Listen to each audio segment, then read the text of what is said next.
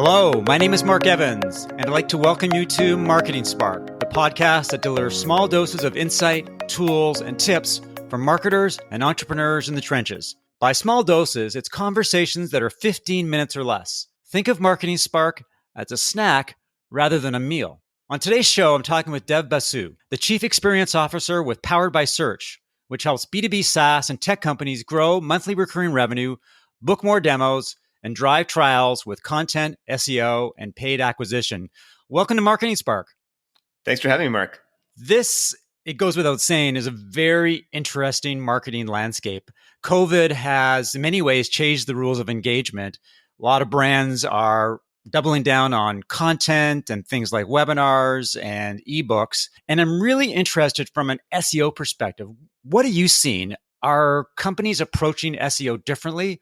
It's a great question. I see that there's usually three camps of companies related to COVID-19. We did a webinar on this particular topic and identified there were fear-focused companies that basically pulled back a lot of different marketing activities. They first cut their paid ad spend, and then they pulled back on SEO as well. There's the ones who are unfocused, who basically continued with their publication schedule around their editorial calendar and pulled back ads. And then the strategy-focused ones realized that even though there's a slump in demand, where effectively commercial intent-oriented queries, like basically people looking to buy software, that started to go down for a number of different cloud-based companies. The strategy-focused ones really said, this is now the time to double down, look back at our systems, improve our workflows, and then really start ramping this up because it's not going to last forever and the demand will come back. In your estimation of those three groups, the strategy group, like how big was that? And how hard do you think it was for them to embrace that approach? Because when the world is about to end, or at least go into what people thought was the apocalypse, it's easy to pull back. It's easy to play it safe and not push forward. Was it 10%, 20%? So it's a really interesting question. We did a poll with a number of other consultants and agencies. The ones that saw about a 20% drop in revenue, really that came from that fear focus and unfocused group. The strategy focused group is somewhere between 20 and 30%. And I mentioned that range because a number of cloud-based companies obviously have seen a huge surge in demand, and their stock prices have effectively doubled in the last 180 days here. Part of it was if you had more demand than you can handle, you had to have your engines firing on all cylinders. And then there's the other group that basically had to wait and see where, especially in B2B SaaS, where deal cycles started getting a bit longer. That's where that lower end of the 20% basically comes from, where they said, hey, we need to continue investing in marketing initiatives and activities. And SEO is one of those long-term plays. It's not something that you really think of as a quarterly, turn it on and turn it off type of thing. They invested heavily in it. It's an interesting strategic approach because if you think it in terms of the long run and how you can establish a competitive advantage, pushing forward when a lot of companies are pushing back makes a lot of sense. The entrepreneurs that you've talked to, what's been their overall thinking in terms of how they approach marketing? Do they have a particular attitude? Do they have a particular strategic focus? What separated them from other companies that have pulled back? So the ones that really pulled back saw their playing field in the market as renting the market, which is usually what we think of from a paid perspective. Once you turn an ad off, it stops working for you. The ones that really believed in their product and the value that they bring to the market, even though they saw their audience, their market being scared just like they were, I think they had the courage really to put a flag in the ground and say, we're going to be here to help our audience through this thing. And that showed up in, just like you're saying, in webinars and ebooks and terms of content to help their customers through COVID-19. But at the same time, they said, look, longer term, a good 60% of our demand generation comes from organic search. So it would be foolish to turn this off. It's always been there for us. And one of the things that my clients and I often talk about is how their best performing content was actually content that they published a year or even 2 years ago. And so the efforts that they're investing in today are really going to pay off a year from today and become their best performing content to date then. Before we dive into the SEO world, one of the things I wanted to ask you is I spend a lot of time focused on brand positioning. Have you seen a discernible difference in the brands that fall into the strategic camp in terms of the strength of their brand positioning versus weaker brands?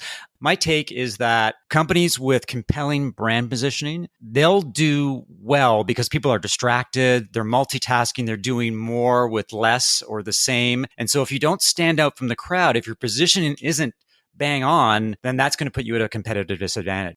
You're 100% right about that. We did another webinar through COVID called the Messaging Pivot. And our core thesis is that all SaaS companies effectively sell three things. They're selling speed, certainty, and insight.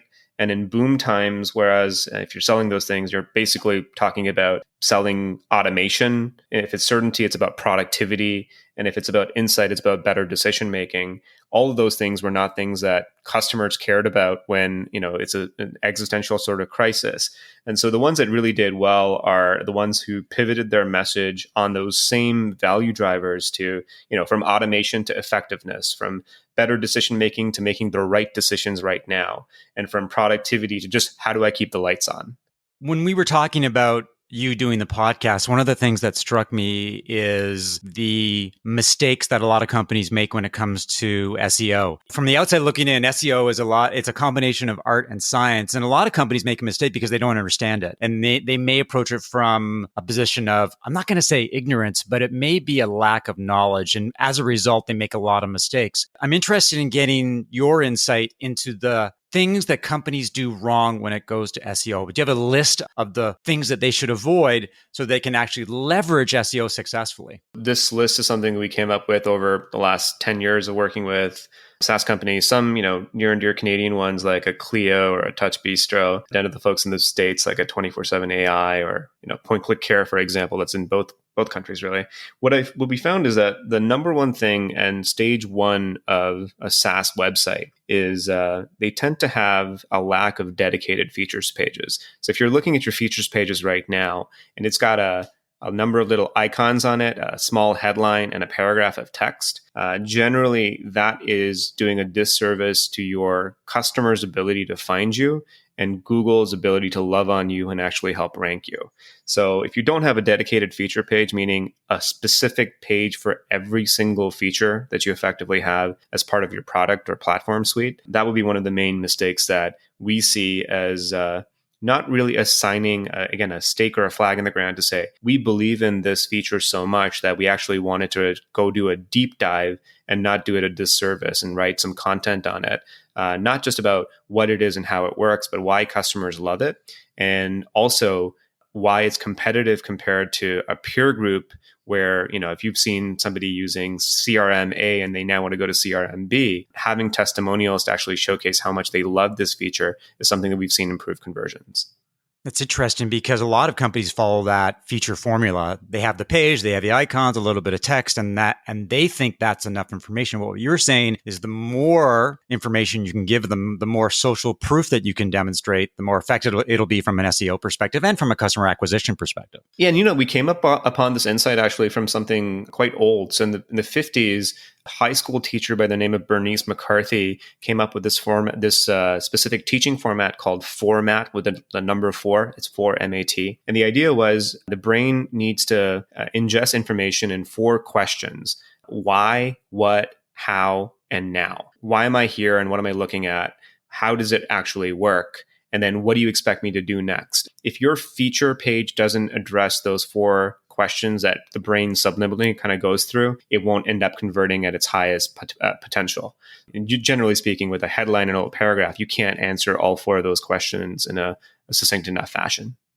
What other mistakes do SaaS and tech companies make when it comes to SEO? Yeah, so the other one that we really see is they end up having no comparison or alternative to pages. And it's almost a little bit like not acknowledging that this narrative of a potential customer comparing 2 different SaaS products is actually happening. And so what they do is they concede that ground to comparison websites like a GetApp, a G2, a Capterra. Really what we believe they should be doing is creating comparison and an alternative to pages on their own website with a honest breakdown of the types of customers that might be a good fit for them, as well as the types of customers that might be a good fit for their competitor. And this is not to do, it's not to cast shade on the competitor in any way, but really to attract higher LTV customers. If they buy for the right reasons, they'll stick around and love on that particular SaaS company longer.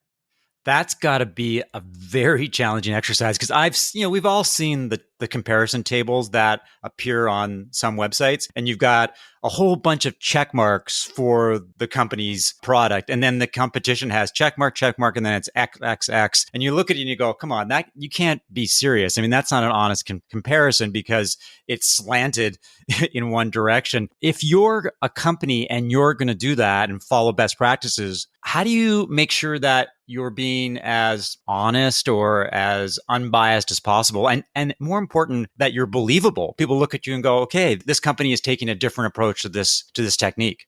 Yeah, so 100% true, right? People have a very good bullshit radar around this. And I don't know if I'm allowed to say that on your podcast or not. What we do is we run jobs to be done interviews. And the best way of figuring this out is interviewing customers who have made a purchasing decision, who are what we would call an switcher, basically. So they've used something else in the past. You ask them why they used your platform instead, and you extract from the voice of the customer the main reasons that caused them to switch. The pricing table approach is generally lazy and not very true, as you mentioned. The other thing as well, from a positioning standpoint, is going back to that set golden quote of people like us do things like this, really giving a nod to the competitor for what they built. And one of my favorite pages on this is Intercom versus Drift.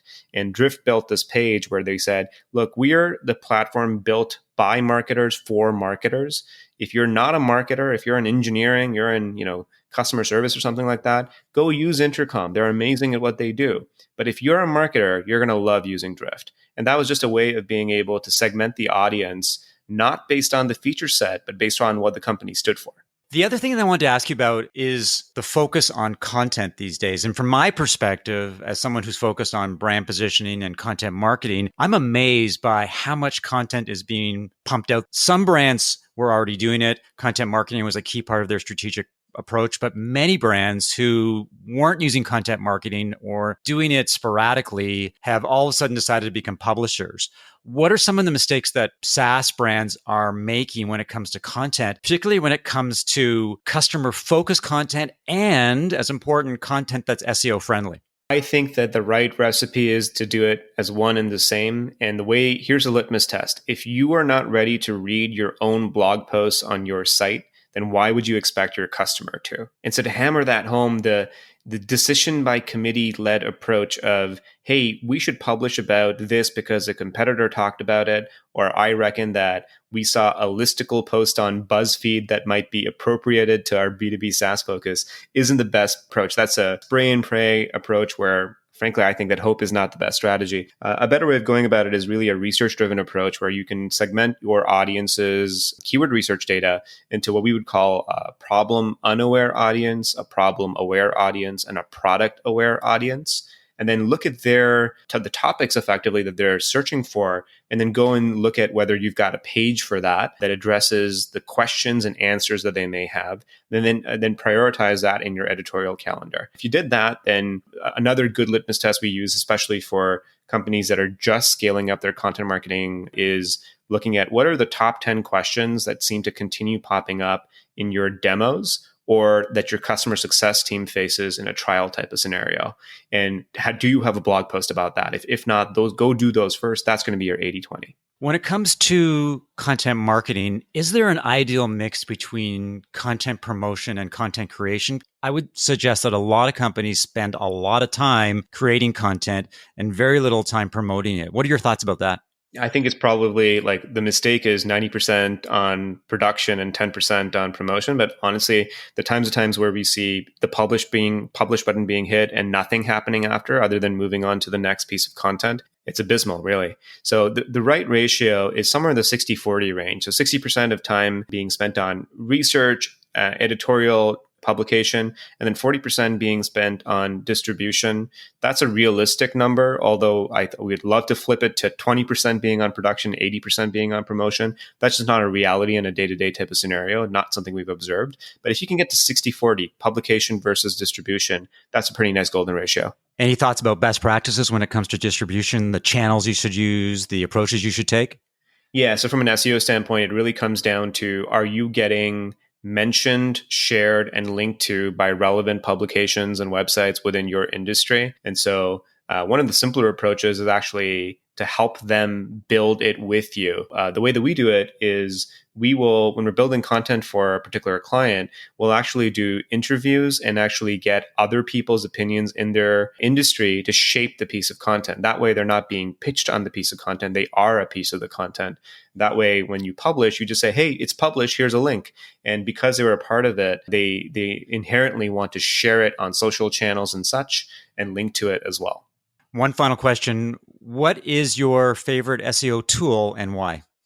Probably hands down, it's ahrefs.com because it allows you to figure out where the content gaps are. And you pick 5 competitors, and maybe 4 of the 5 are talking about a specific topic, and there's a specific topic that they haven't dived deep enough into, or that they've published content on but have not promoted, haven't got any links to. So this is a really great way of being able to focus in on areas of opportunity that are low-hanging fruit. And this really, it takes that whole belief that SEO takes, forever, or it's an undeterminable period about how long it takes on its head, and says, here's the stuff that we can do in the next quarter or 2 quarters and actually get wins around. Well, this has been terrific insight, Dev. I really appreciate it. I think for anyone considering SEO, your advice is something that they should consider and really start to implement in terms of their sales and marketing strategy. So thanks for listening to another episode of Marketing Spark. If you enjoyed the conversation, please leave a review as well as subscribe via iTunes or your favorite podcast app.